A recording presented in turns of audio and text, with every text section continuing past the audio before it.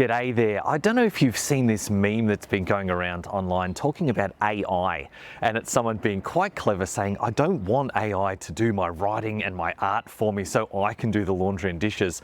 I'd much rather AI did the dirty work so I can do the stuff that's fun. And in business, it can sometimes be a little bit like this. In massage specifically, I don't see AI taking over the hands-on stuff anytime soon, although there are some interesting AI tables that I've seen online. But there are a couple of things that we can use AI for in the business side of things that can make your life a whole lot easier.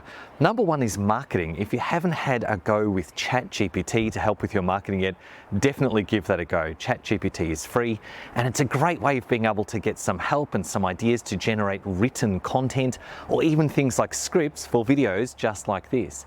And another one that we had a look at on the weekend in the retreat that we just ran was creating an AI chatbot that can essentially do customer service for you on your website or by SMS, so that when someone inquires, whether they're looking for a booking or wanting a question answered, you've got an AI that can respond immediately, give them some of the information that they might need at least, and then if it's something they can't answer, it'll pass it over to a real human after that.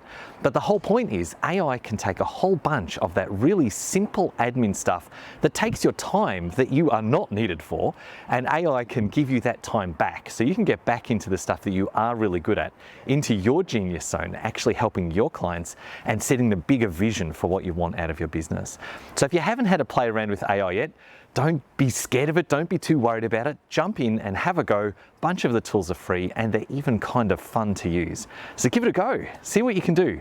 And as we move into the future even more, here's hoping that AI will someday be able to do our dishes and our laundry for us as well.